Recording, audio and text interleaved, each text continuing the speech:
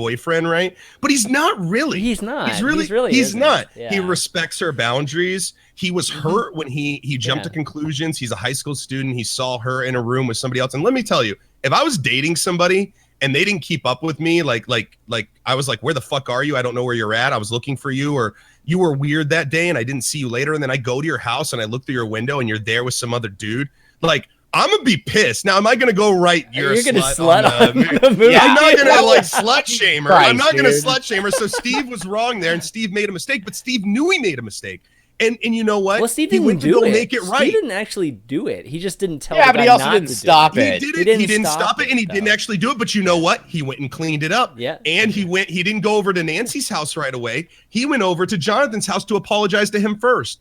You know, like he found Nancy at Jonathan's house, but he went there looking for Jonathan. Well, he got his ass beat by Jonathan too. He got his ass beat, but he was there the most. Guys, like Steve was the realest character to me because one, he seemed like a guy that just wanted to get in some vajayjay. All right, cool. He's a high school student. We get it. Nothing wrong with that. Absolutely. There's nothing wrong with that as long as you respect boundaries, which he did. He got his heart broken a little bit. He misunderstood his situation. How could he have fucking known they were fighting otherworldly beasts? You know, like, and when his friends, you know, peer pressured him, it looked like he did some crazy shit. He realized the mistake he made. He went to go fix that shit like a man. And then he goes in there and he like grasps, like he doesn't necessarily grasp the concept of what's happening, but he seems to flow with it pretty quick because it's flying at him enough to beat the shit out of that thing with a baseball bat. At the like they set him on fire, they shot him, but no, Steve. Well, see, and he even does that little twirl. He does that little twirl with the bat. You know, like he hits he's a baseball him, like, player. He's obviously a jock, right? So I'm getting my hand in here so you can see the twirls. Like, he like switches and then like bam and like hits him again. You know, like, he didn't do a bat toss at least, but yeah, he was supposedly a jock. But he did a twirl. He does like a little like. Exactly right. So he was a jock. That's why it was just like surprising that. You know, he got his ass beat before all of this. So because he didn't have a bat. If he had a bat, he would have won that fight. Clearly. Okay. I guess what that tells you is crazy. To the Deadliest Warrior simulation and give him a bat and see how it pans out there. Oh no! What it tells me is crazy always trumps athleticism. If you're crazy, you're gonna beat the shit out of somebody. He had the equivalent of mom strength, but boyfriend strength. He had boyfriend strength, jilted lover strength, which is almost as strong. No, and then in the end, they're still together. Nancy and him are still together. Yeah. A lot of people were like, "What the fuck?" Because they're used to a mold. Right? Yeah. Like the will they, won't Jonathan was the quiet, you know, whatever. Yeah. Jonathan's fucking creepy, man. And Jonathan, he's a reasonable dude, but at the end of the day, he looks like, what does he look like? He looks like the kid that played in Terminator. Oh yes, like, Eddie Redmayne or something. Eddie Redmayne, right? Or, not Redmayne. It's Eddie. Eddie. No. No, not Eddie. It's the little kid in Terminator mixed with like Dwight Schrute or some shit. Like what? He looks weird, man. He's a weird looking dude. Like let's just say it. Nancy's got to care about looks. Edward Furlong. Edward Furlong. Yeah, Edward Furlong. It's like Edward Furlong and like Dwight from The Office. Like mixed their face and like that, and it became this guy, funny, like this creature kid. No, you know he's. I don't know. I'm just saying, like, most people thought that she would end up with him at the end, but she didn't. She ended up with Steve. And I liked that because I think it was more realistic. Type. Yeah. It went against type. Yeah. And it's like we had another season of the will they, won't they, you know, dynamic, which is everyone loves that. Pam and Jim, you know. Pam and Jim. We all love Pam and Jim from the. Well, my most annoying character was definitely Nancy. I felt like her character, I wasn't even sure what her character was supposed to be about because, you know, in the beginning, she's obviously that annoying sister. And then, you know, she's like that nerd girl, that real clean cut nerd, you know, just girl who's a virgin, obviously, this really pure girl who ends up dating the Steve guy, right? I mean, it's like a very typical type of but it's like that's like high school, right? Like you're trying to find yourself, and that's totally you want to break out of your shell, and like if you're like stuck as like the goody two shoes in high school, that sucks. No one respects you. You know, they convince you to do your homework for them and like all that shit, like. Yeah, but and that's totally fine. And then, you know, they go through that whole, you know, there's always going to be that scene, right? She gets, offered a beer or whatnot, right? And she's gonna get drunk for the first time or something like that. And then she has her good friend Barb that's sitting there being her conscience, I guess you could say. And that whole thing kind of played out. Barb ends up dying, right? And then all of a sudden Nancy just like, she's concerned about Barb, and we talked about Barb already. Like, nobody gave a shit about her. Only Nancy gave a shit about her, right? But even that didn't even play through all the way. It's like she dies, and then she's kind of sad, but then she's over it after that, right? And then she just becomes really obsessed with trying to kill the beast. And so she, gets with Jonathan, and she just ignores the fact. Vengeance, man. She ignores the fact that Jonathan was taking, just pictures of her changing and nude, and she's I like that she's about okay Nancy about though. That. She's totally Nancy, okay with that, right? I like that Nancy. She respected his art. She liked she was willing to look, because I think that we all do creepy shit in our own little way, And I think that this was the thing that she saw him doing that was creepy, and she still accepted him even after that. Like, she could see beyond just going, "You're creepy, man." She said, "Okay. This kid, he's a little bit quiet. He's a little bit more artsy. He's looking for his brother." Like, she almost kind of gives it. No, it's still creepy. And he apologized. He throws it out there. Yes, it's wrong. Jonathan knows it's wrong, but like, she's willing to kind of like put it aside. And that shows like a little bit more of like maturity in Nancy, that people are sometimes different than what we think, and that we don't necessarily have to just like judge them right off the bat. Yeah. Right. I think it showed maturity in Nancy. By the way, you can't prove she's a virgin. I think that you should take that back. We don't know she's a virgin. Is it ever said she's a virgin? Because she seemed pretty nonchalant about it. Like, she's like, "We slept together. It's not a big deal," is what she tells her mom.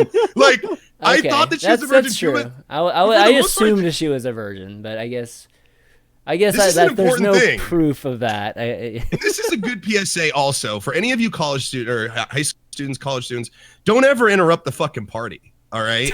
Don't ever. Don't play anyone's conscience. Nobody likes that. You're gonna end up in the other. Oh my god. You're gonna end up in the upside down and dead. You're gonna be. You try to stop someone from having fun at a party. Don't be that girl.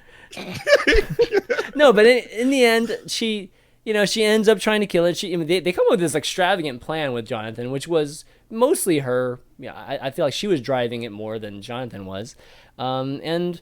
They didn't end up killing him. I don't know. I just felt like her character was, I don't know, meant to play a bigger part, but she didn't.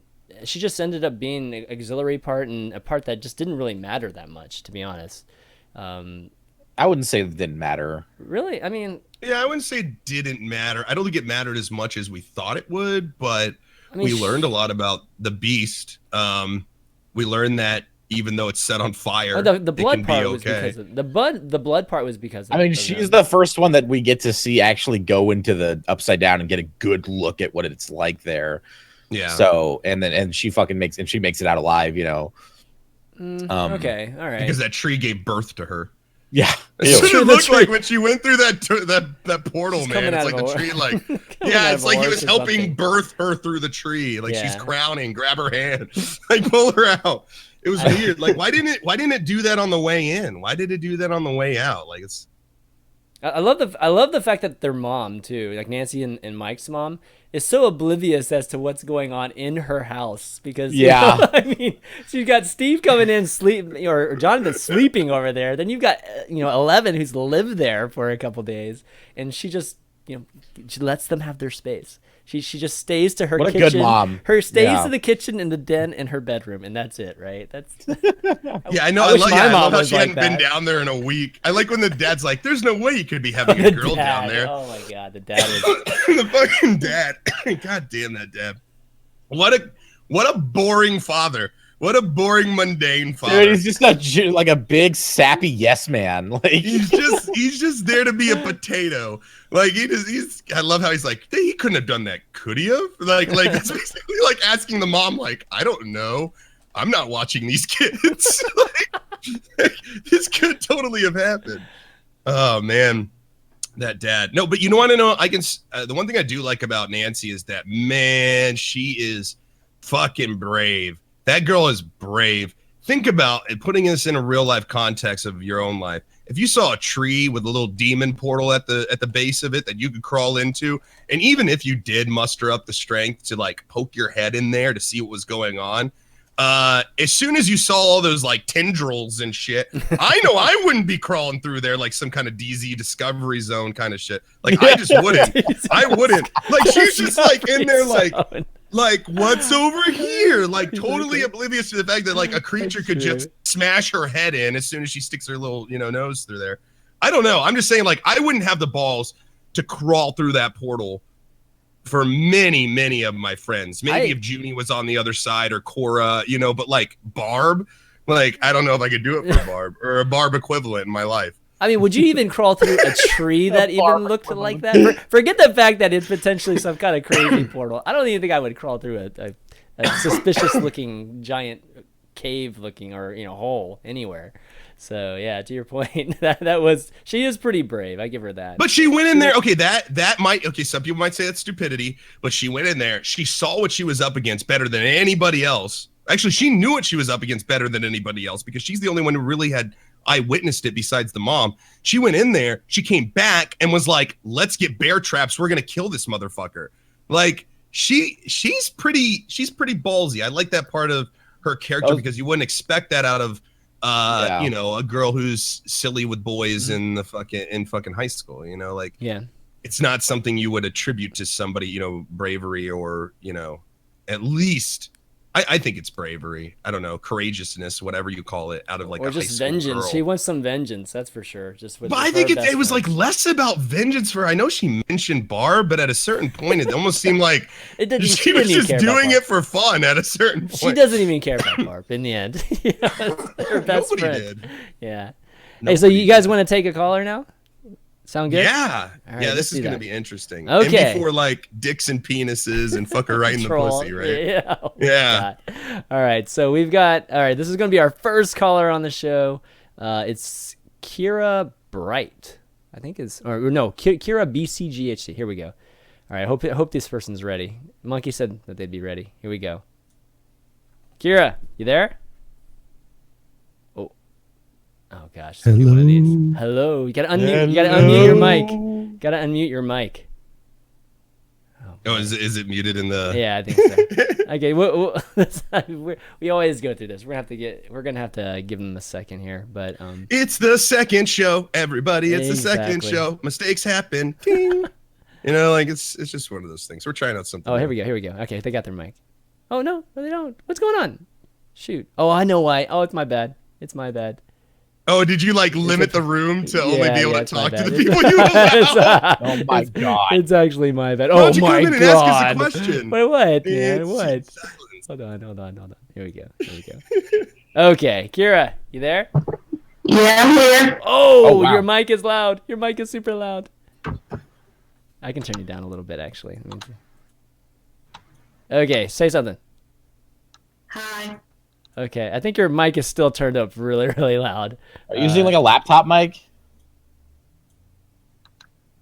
Hello? Can she hear us? Yeah, she can hear us. I can hear you. Okay. So what kind of mic are you using? Yeah, we're gonna have to figure out the mic. So let me get Monkey to work with you on the mic real quick before we take her again. Okay. Yeah, this is gonna be the first try, guys. Again, we're just trying this out, and we'll see. So, Monkey, yeah, if you're listening, make sure make sure their mics and stuff are good, and then we'll try to pull on some other folks. But in the meantime, we can talk about some more. So we were talking about Nancy. I feel like there was something we haven't talked about. What was it? It was related to Nancy. Crap, I can't remember now. I totally lost my train of thought. What scene was your favorite scene? Let me ask you a question then. What was your favorite scene in the movie Diction? Like the scene that made you go like, "Oh shit." The bicycle chase with the fucking van flip. Oh, that was shot so well. That was such a good. Just they showed it all in a wide shot. They didn't overcut it. It was awesome. It was so good. Yeah. Yeah. That was like a scene from like a John Woo movie, man. It's like, and they like look over, like staring at the car going over them, and that was freaking awesome. Man. I like how the kids mention it later too. They talk about it's like, yeah, Elle threw a van over us. Like it was pretty cool. Like a bunch of people died. It was pretty cool, you know.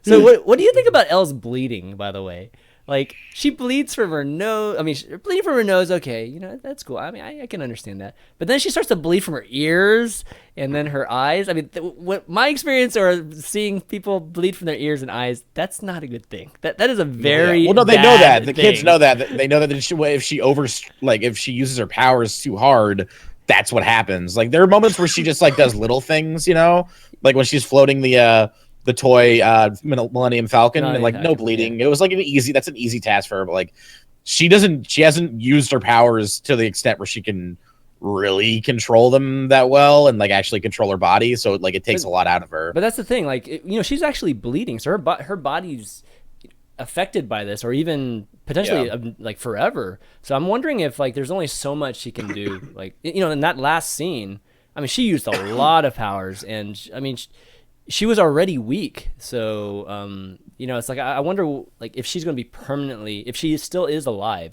will she be just permanently disabled? Because I don't know, something's going on like in her brain or whatnot when she's bleeding like that. I mean, she still is a human being after all. She just has these special abilities.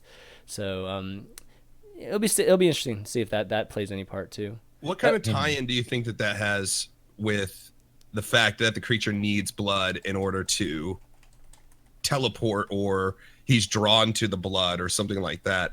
Do you think that I don't know. I wonder, I'm curious as to what kind of tie-in that's going to lead to further on, where they're going to purposely make her bleed just so that she can get the monster to come chase her or something like that.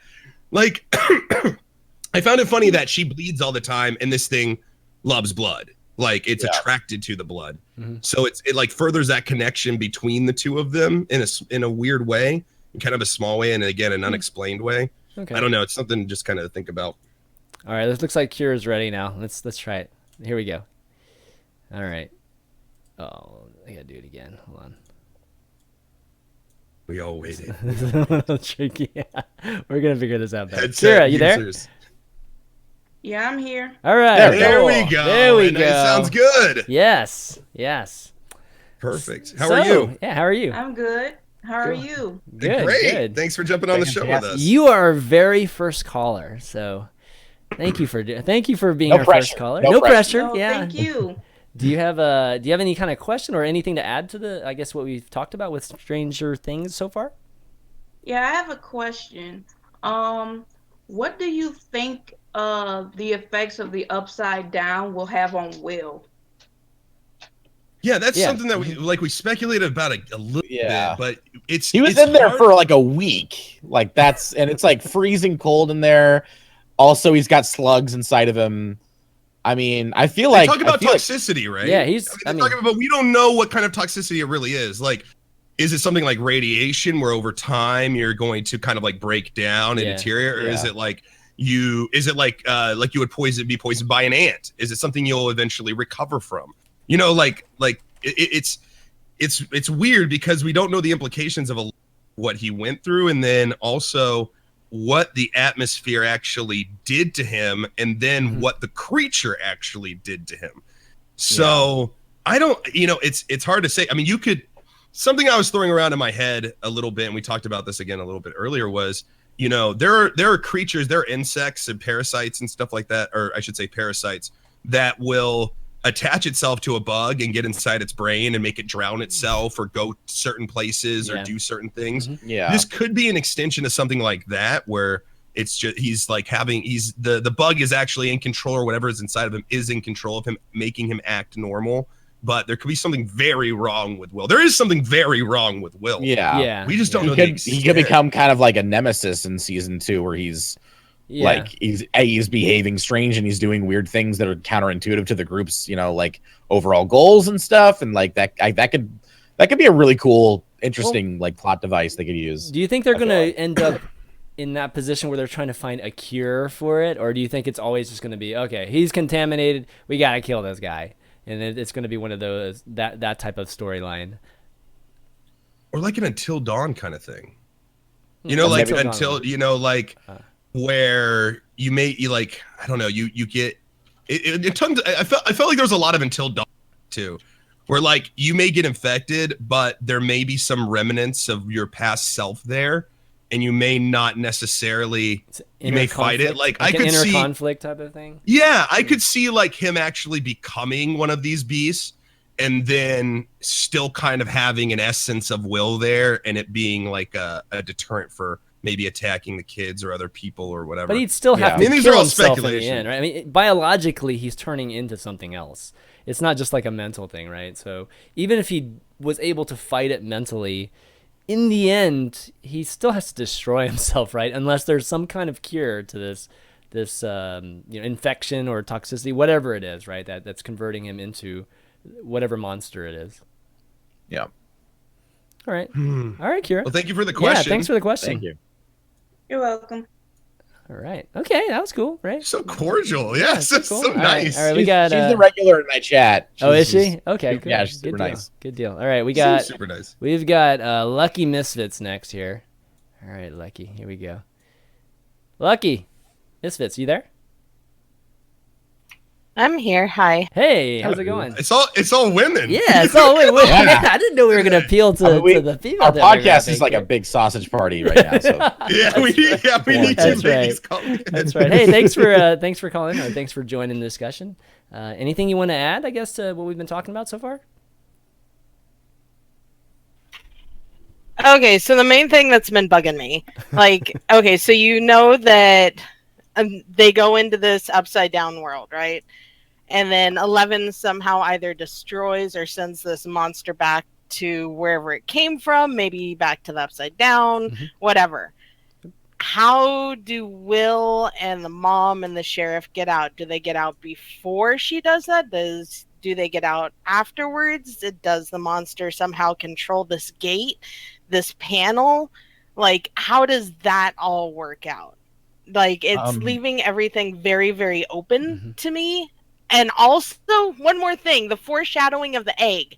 I don't think enough people are looking at that egg and going, what's going on with that? Was that where the monster came from? Or is that a new thing? a baby monster. That's what I want. I feel like an alien, when like the alien gets inside, it's different than a human or like any creature. It's a different thing. So like, could this be like an offspring of Barb? So it's like a Barb creature. Please. Think about it. No, it's true. It could.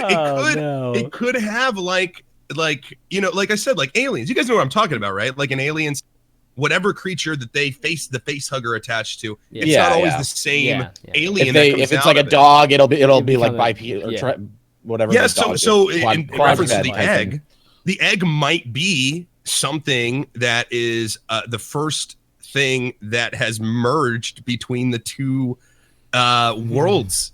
It could be a merging of Barb and the creature, which would make some otherworldly egg hatching thing. And then who knows what the fuck that's going to do. And they can just hop back. Actually, holy shit. Actually, if you think about this, the egg, I guess it couldn't have been Will. No, but maybe it's Will. Because the thing is that like Will's the only person that's shown the between the two sides without having needing a portal, right? So at the end, it was shown that he kind of like, boom, went into another dimension on the fly, boom, came back to ours, never needing a portal. He's the only person to exhibit that right now. So it could have come from that egg and been that kind of merger between the two sides, and he just doesn't know how to control it yet. So he's maybe the person. Now this is, I'm just throwing this out there based on what, but it's something to think about. I think that there's some logic backing that up. Yeah, that's what I was thinking about. Is Will actually Will, or is he some sort of alternate alien being of Will, kind of thing, like kind of Invasion of the Body Snatchers, where it's the dog with the head on it, kind of thing? Like, is that what they're gonna go for with Will, or is it just sheerly like the leftover kind of egg deposit? You know how like in Hellboy, how the thing latched onto him and it laid the eggs in him? Yeah, so he's just like a husk. Is that kind of the storyline that they're going to go for? Is it going to be something where Will just isn't Will anymore and people just haven't figured it out yet? And that's where the egg comes into play. I think it's the latter, actually. I think there might be just an egg inside him more so than like he's still himself. He's an incubator. Right now. Yeah, he's just an incubating like a baby monster. Whatever. It could go either way. That's the fun of it, though. This is like a month later, right? Like at the end, it was like a month later. Yeah. nobody seems to be suspicious. He's been able to hide and contain this throwing up of, slugs and this in and out of dimensions for a month without anybody really catching on to it. So I don't know. It's hard to say. Going back though to but is that the first time he's thrown up a slug? Yeah, well, that's the thing. Is that that's the first time we see it, but who knows? It seems so. I think the reason that they made it so casual for him is because I think a month later, I think he's done this enough that he's just like, it's all like right, the fourth or fifth time as he's had to go he knows when it's coming. He walked away to the bathroom. He puts it in his threw napkin. it up and came back. It's almost like having an upset. Also, that thing is now in the sewer system, right? So who knows what it's going to do down there? Well, it could latch to a rat.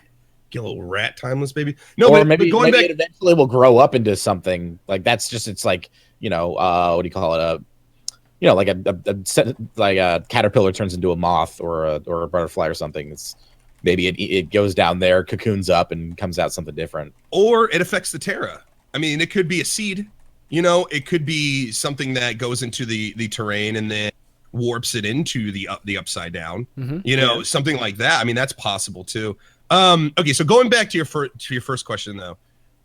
So there were 2 portals that were open in the last episode that we were kind of dealing with. The creature was using its own portals that it was opening, okay? Yeah. And then it had the one portal that was open where the contact was made that stayed open always. Mm-hmm. So you had Hop and the mom go through the portal that stayed open. That was the one the government had at the bottom of their facility. They went in, saved Will, and came out. Now, during that time, and probably the reason they were able to do it so easily and successfully without having to face any monster was because the monster was preoccupied going over and fighting with the government and the kids and everything at the school. So if you're talking about like where is Elle at and where are they at and how are they, I think that Hop and the mom were using the portal, went and saved Will, grabbed him, came back using the portal exclusively. Any other portals or any other things that you see where the creature's at is the creature creating those. Yeah, and if it's the reason within the reason of the show, if Elle did send it back at the school, that means that it's sent back where the school would be in adjacent to where the facility is. So like. Yeah, that monster wouldn't be able to make it over there to be like, hey, look at these people trying to steal my baby, dude. I'm gonna go kill them. Like it wouldn't make sense for it to be able to make that time. Mm-hmm. Yeah. My question with that was more like, okay, so say the beast, the demon, whatever it is destroyed. Does that then destroy the main gate? Now that Elle is with this creature or whatever, is she just in the upside down world? Well, kind of thing. I'm more curious about the main gate. Like, no, they explained that Elle is the one that. No, Elle is the one that opened that gate. Yeah, she opened that gate. I think she opened it with that scene, where she screams. She touched it. Yeah, and when she touched it and screams like super loud, and like just almost like cracks the wall. When all these officials were watching or whatnot. I think that was the scene that she opened the actual portal. Yeah, exactly. So it could have been theorized then that Elle isn't dead because it's still open. I think it's like if she dies, does it die? Like that's possibly. That's kind of where I was going with it. Yeah, that's possible. That's interesting. Yeah, I could see something like that where the gate's still open is a testament to Elle's well-being. It's just her like aura or whatnot that just keeps it open, like that whatever special aura she has around her. Or maybe ability. it's just maybe it's like it's open and that's it. Like there's no closing it. Like I feel like it's just open. Yeah. I feel like, just this instant of power surge from her or whatnot, just created some kind of ripple in these dimensions and created a portal there. Right. And so I feel like it's forever there. I'm curious as to whether Elle actually brought the monster back to that upside down world. Maybe it's like a third one that she created, that just by doing this, because she doesn't really have that clear of a link to that upside down world. I mean, she can kind of go there whenever she's in the water, and figure out a way to get there, but it's not clear that she actually has a connection to it. So she has to have a connection to it, like because she was the one that opened it. She was the one that touched it. Okay, it created that thing. Like she definitely has a connection to it. Again, I still think even the bleeding is a sort of connection to the monster too. Like it's almost like they attract each other. Yeah, like they work. That's true. Right. I don't what, and that's another question. Is like, what are the rules or the science or whatever behind portals? How does this one stay open permanently while this one gets open and closed at the will of the monster? But then you've got the one in the tree that seems to kind of be just kind of open as well. Well, it started to close. It was just closing very slowly. I think it like I keep thinking about Pacific Rim, how like they learned about like the human world through the guy like jacking into whatever it was. Like because she touched this monster, does it now have the knowledge of how to create these little mini portal kind of things? I see. Oh, man. Oh wow, yeah. You're blowing my mind. Exactly. That's actually yeah. That's actually a good point. Like she just all of a sudden acquires all the knowledge that Elle had. Wow, that would be crazy powerful. That monster would be like insanely powerful. True. You would have the superset of everybody's powers. It didn't seem to exhibit any like powers though beyond physical powers. You know. I mean, it should be able to destroy everything, right? I mean, it didn't have to maul people. It could just telekinesis, just throwing people around, or just snapping people's necks by just like turning your head, like Elle did, right? To all those FBI agents or whatever they were. That was a really crazy good scene. Sorry, just kind of jumping while you reminded me of her snapping the guy's neck the first time, because they put that cat in front of her, and they're basically like, kill the cat. And she's like, I can't kill this cat. And so they take her away to throw her in solitaire. And then, and when they do it, and they do that, or solitude. And then when they do that, she kills a man with her brain, which is basically like exactly what they wanted to experiment on anyways. Yeah. So instead of killing the cat, she's like, I won't kill a cat, but I'll snap that dude's neck and kill him. You know, and so that's when the dad comes in and is like I love you, way to go, you did it, good job. I feel like he knew that she wouldn't kill the cat. And he set that up as like, okay, I'm gonna piss her off to the point where she'll kill a man. Like these dudes are expendable. We don't. Sorry, that's so aside the point. But I just remember that scene. I was like, oh, I got to talk about that because that was a crazy good scene. They got what they wanted, right? But in a roundabout way. But getting it also shows the morality of the kid too. It's weird. Yeah, well, the morality of the kid is just completely distorted at this point. But yeah, getting back to the monster, I don't know. I mean, it didn't have the ability to create portals before. So, to your point, it had to have learned something, right? I mean, there's nothing about the monster just because Elle created the portal. There has to be that connection. There's nothing about the monster that was altered to the just with Elle just opening the portal. Like just because he comes into our world doesn't mean that he knows how to create these rips right in these dimensions. I mean that doesn't make any sense. So yeah, there's something had to have happened to it, which was contact. And that seems to make sense. It seems to definitely make sense that the monster itself was altered too. That's scary, man. Yeah, that's scary. Crazy. Is our world toxic to the monster? You know, obviously like not. He long-term toxicity. I know, but he was in it for a week or something. Like Will survived like 10 days. Yeah. You know, like the beast was never in our world for 10 days. But if he was, would he have some kind of oxygen toxicity? Yeah, because probably. I guess there's got to be oxygen in the other world. I don't know. Yeah. Okay, so when the monster was going through the school, I just now realized this. Okay, obviously people were shooting at it, whatever. But whatever, you bullets, see people shooting at it? Yeah, bullets, whatever. But you never see like that it's wounded, so to speak. Mm-hmm. When it's coming for the kids, if you rewatch it, look at its skin. It looks like its skin has changed drastically. Is that the longest that it's been in the normal world? And is our air then eating away at its skin? Or is that like a burn, like wound from where burned, right? Jonathan and them set it on fire? Yeah. Who knows, man? Like, but when it first comes over and it's attacking... Well, it's injured for sure. When it's like first attacking Matthew Modine or whatever, its skin is normal, but then it comes for the kids and then it's all wonkadoo. What I thought is that it was hurt, but it wasn't injured, right? Like fire obviously made it uncomfortable and caused it pain, but it didn't seem like it debilitated or injured it in any permanent way or even a short-term way. It's not like it was limping around. It was or bleeding. Anything. It was definitely bleeding, right? Because it was bleeding, but like. Ooh, it didn't seem to affect it in any long-term way. So if it is some kind of pain, it's probably superficial. Otherwise, we may have seen the long-term effects of it. But that was something I was, like people shoot it and burn it, and it just seems to keep going like nothing's wrong. It would make sense. It would make sense that the air though is toxic to it, or it's not compatible with his body.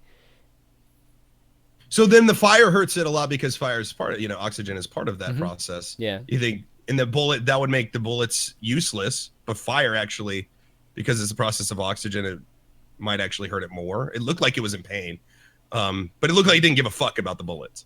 It didn't give a fuck about the bear trap. But if you grab a bat, if you have a bat with nails in it, yes, that is. Yeah, he didn't seem to be bothered too much about the bear trap. Yeah, he didn't seem to be bothered about bullets, but the fire got his ass. I don't know. It's interesting. All right. Well, thanks for the question.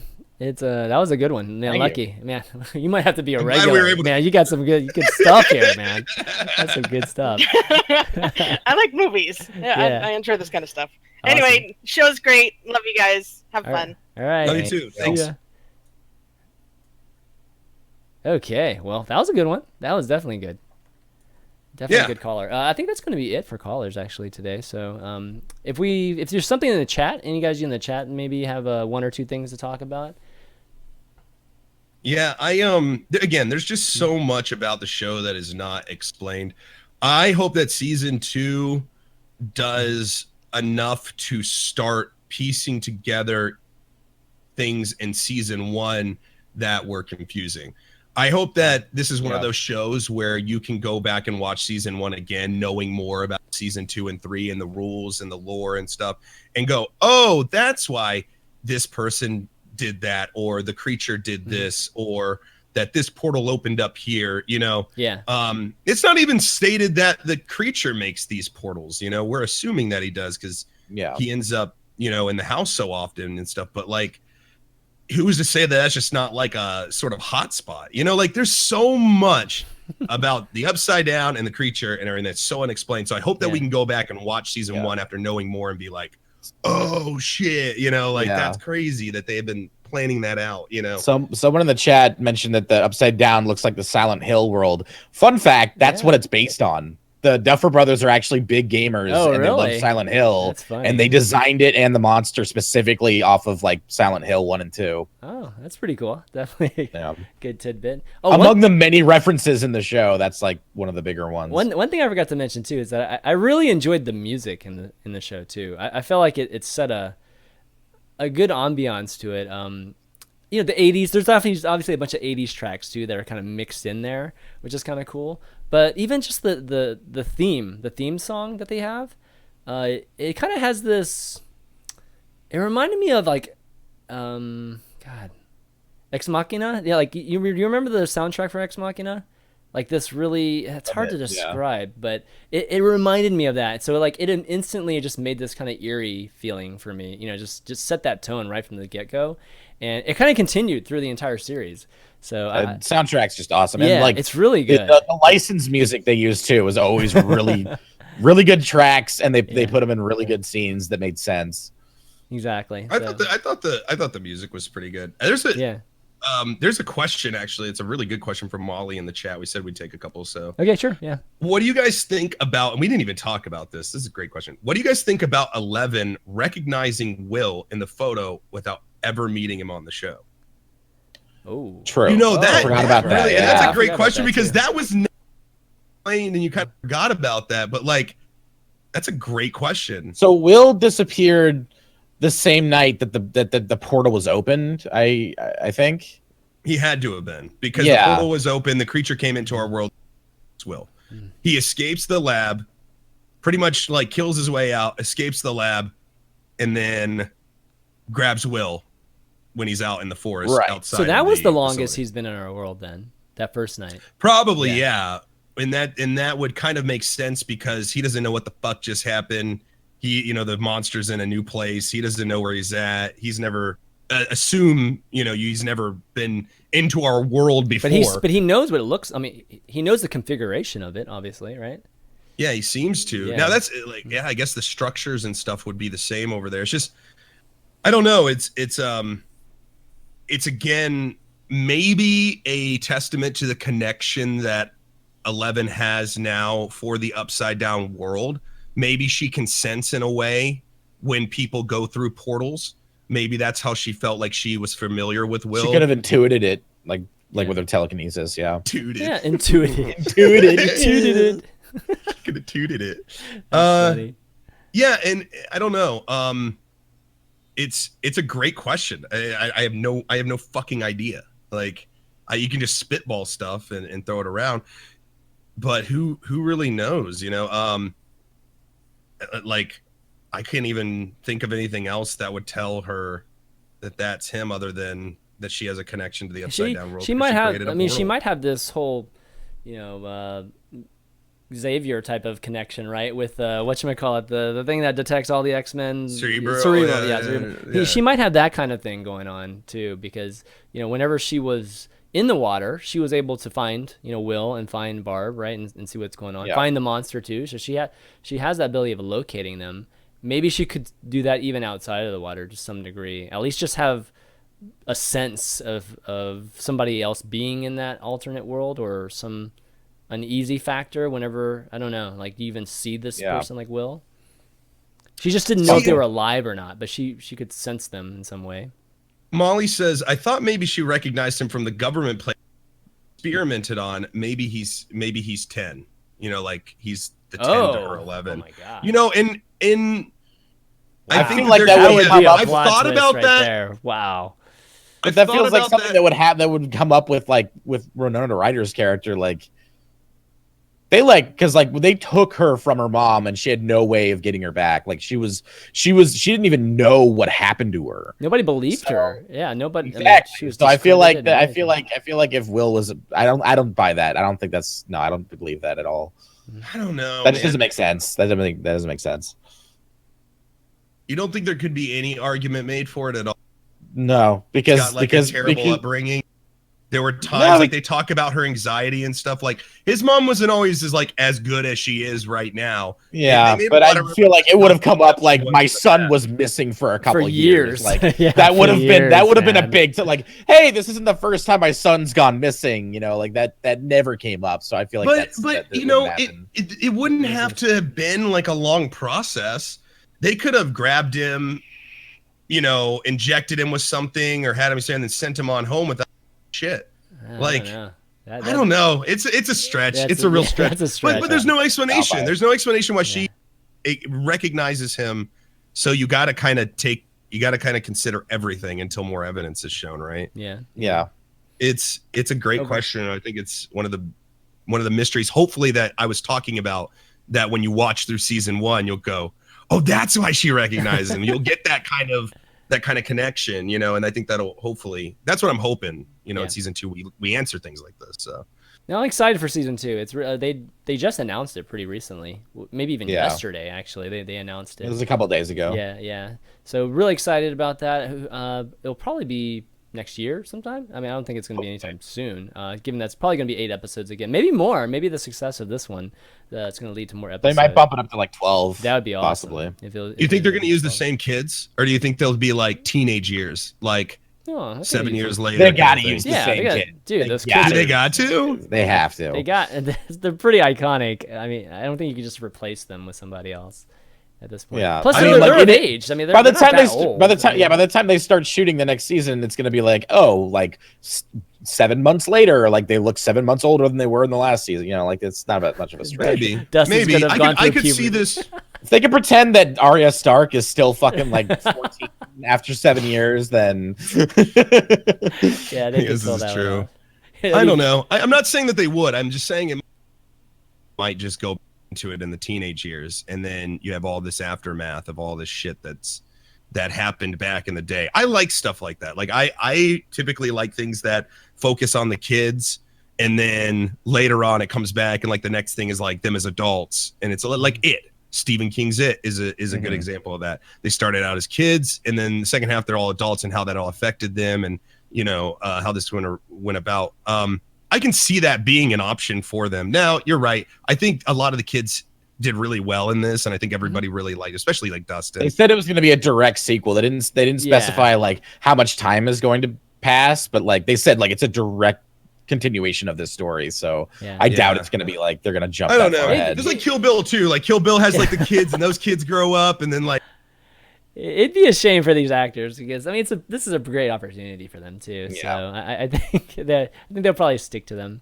I'm not worried about their salary, all right? I'm worried about my entertainment. Well, your entertainment is directly correlating with their salary because these kids they fucking nailed it. And I want to see them nail talent. It. Exactly. I didn't like the one kid actor. I think it's Lucas. Lucas, the black kid. I thought he was a little touch and go sometimes. Well, I don't know. I mean, he was the one that would I mean, like his dynamic with Michael. Was it Michael? Shit, I forgot the name. Mike. Yeah, Mike. Yeah. That, I don't know. That was an essential thing. Like their crew, you can't just have their crew be agreeing on every single thing all the time. Like there has to be a contrarian in the group. Lucas was like so like brutishly angry, like he would just flip off. And they said about it's a jealousy thing because right? he got jealous. Because I'm not saying it's not explained. I'm just saying his acting was kind of shitty in some scenes for me. Like I'm not saying that it's explained. And this is all just opinion, you know, obviously. But like I saw Mike and I saw Elle and I saw Dustin and I was like, wow. And then I saw Lucas and I was like, I agree with that. He was probably the worst. Out of all the kids, he was probably the worst. Keeping up. You're doing good. Dude, you know? That slingshot scene, man. I still love this. I just laughed out loud during the slingshot scene. When he was just firing rocks at the monster. I mean, that part at least made up for some of those scenes with Lucas, him trying to kill it with the rocks. I thought it had a weak point in its mouth when he shot that last thing. It's like Diva. I was thinking, oh god, it's the weak point mouth. And when he shot it in there, I was like, oh shit, what did he do to that thing? I'm like, wait a second, Elle's right next to him. She's got telekinetic power. She just threw him against the wall. Oh man, that's so good. It's a wrist rocket, not a slingshot. Yeah, my bad. Wrist rocket. Wow, way to demean everything, Chanmanv. I used to have one of those things though, a long time ago, actually. All right, well, why don't we wrap up and why don't we talk a little bit about next week, what we're going to, or at least the next show. It's not actually going to be next week because I'm actually going to be out on family vacation next week, so we'll have to do it 2 weeks. But what are we going to be talking about next? The Killing Joke. The Killing Joke. Both the graphic novel and the movie adaptation. And there you go. I don't know anything about this, so this is gonna be. I don't either. Tell us why Nick suggested this. So Nick, sell us on this. Why do we care about this? It's one of the most iconic Batman comics. It's written by Alan Moore of Watchmen and the League of Extraordinary Gentlemen fame. And it's extremely dark, and it gives a really, really interesting origin story for the Joker. It's just fucking good. It's just a great book. It's short. You can read it like in an hour, and it's just like probably one of the best Batman comics ever. And then they adapted it into a cartoon movie with Mark Hamill as the Joker and the guy that voiced Batman in the cartoon show as Batman. And he's in Arkham, basically in the Arkham video games. It's like the voice actors from that. But they added an extra 30 minutes to the beginning of it to give it a runtime of a feature film. And apparently those 30 minutes are really controversial and everyone hates it. But then as soon as they get to the actual comics part of it, like it's perfect. So it'll make for a good conversation where we can talk about the book and then the movie and compare them and everything. I feel like that'll make it. So for those of you who are watching, and again, this is so a lot of you may not know this. The show has got a book clubbish kind of feel to it. So what we were hoping you guys do over the next couple of weeks is get your hands on The Killing Joke in its graphic novel form and the movie form if you can. If not, one or the other. And then come back in 2 weeks when we have the third episode and be able to talk about it. So that's kind of what this show is about too, is allowing you guys to know what we're going to talk about next week. So you guys have time if you want to participate in the show and watch the show and talk about the spoilers and stuff. I'd recommend just going for the comic book if you can't see the movie, because I know it's not playing all over the place. You can rent it on Amazon for like $7, I think, or something. but that might be, it's a streaming thing, so it might not be available everywhere, that kind of thing. So the comic book that you can get off Amazon on like a Kindle, or you can go to your comic book shop and read it there, whatever.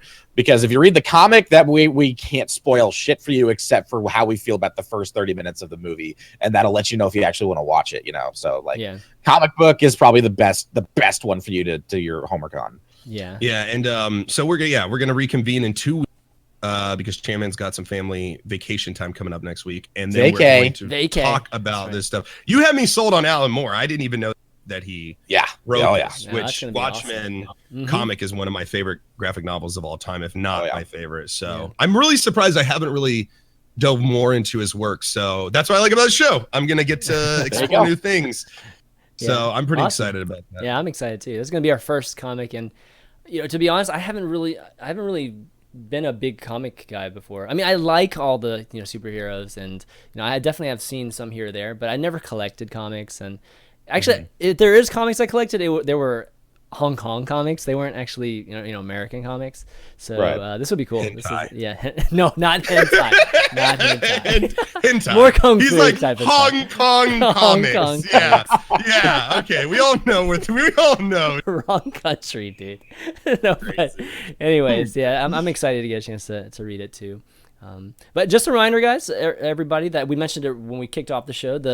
We have audio versions of this podcast now. So not only obviously you guys are watching it live, but if you missed the beginning of it, want to listen to it on your drive up to work or whatnot, you can find it on iTunes now, as well as Google Music Podcast.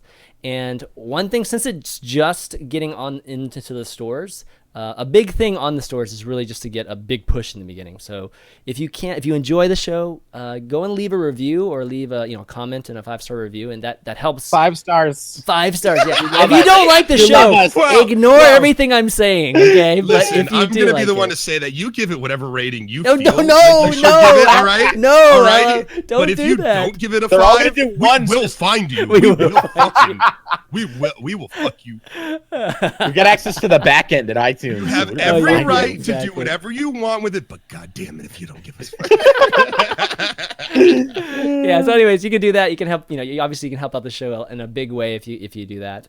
But yeah, should we just wrap up, do some shout outs? Yeah, I'm I'm gonna good. post a link to the iTunes in the chat. Oh real yeah, quick. let me do that. Oh, that would help. in the meantime, you want to do some shouts or let folks know where they can find you, Diction? Sure. Hi, I'm EatMyDiction1. Hi. You find me at twitch.tv/EatMyDiction1. I stream about 6 days a week. I'll be streaming like in about an hour on my channel. I'm going to play this game called Abuzu. I got a code for that, so I'm going to check it out. It's like an underwater not adventure a game. Zubu? Abuzu. No. We don't talk about a Zubo. Zuba. All right, that's me. Hey, I get to meet you. Okay, but here's the iTunes link, guys. Oh. There you go. Boom. 5 stars, go. 5 stars. 5 stars, go. Quick. It's a race. Yeah. Hello? Hi, I'm Ellohime. I used to stream on Twitch. I used to stream on Twitch. Now he streams on Abuzu. God, man. It's the last couple weeks have just been just family stuff. So hopefully I'll be getting back into it as soon as tomorrow. But I don't know. So just kind of hang with me. I would keep you guys updated on Twitter, but there's not much I can really talk about. So it's all family shit. So I know it's real cryptic and whatever, but It's your life, dude. Your life. It's RL, your life. RL. It's your life. So anyways, basically just come back here for the show right now is all I can really say with confidence. So that's about all I'm doing. Cool. Okay. Me, just, you can find, I guess, all of my channels, Chanmanv, so Twitter, YouTube, Facebook, all that good stuff. VODs for the show will be on the YouTube channel, youtube.com/Chanmanv, and you can find last week's episode there too, if you missed that. That was Game of Thrones Season 6, so that was a lot of fun too. And just thank you two for doing the show with me every week. It's been a lot of fun. These first 2 episodes have been great. And our Good callers discussion. too. Our callers and everybody that asked questions too. Obviously we had a little bit of a hiccup there, but we'll smoothen those things out next time we do it. But man, some of those questions blew my mind. So this is going good. Just including you guys, I think it's a really, really great thing. Yeah. And if you guys have any feedback Yes. constructive feedback, please, my DMs are open on Twitter. Shoot me over some stuff. I know some of you did. I won't reply to everybody unless but we took a lot of what you guys said before and we added, and now you guys will probably see the show change quite a bit this year as we take more feedback and we kind of refine things and fine tune them. Yeah. So yeah, your feedback is welcome and it's necessary, and we want to make the show super fun. So if you want to tell your friends about it too, let them know that we're going to be going over the Killing Joke next in 2 weeks, and come back and join us again then, and then we can have an open conversation about that. Yeah. All right, guys. Well, that's going to be it for spoiler alerts this week. So for EatMyDiction, Ellohime, and myself, Chanmanv, we'll see you next time. See ya. Later.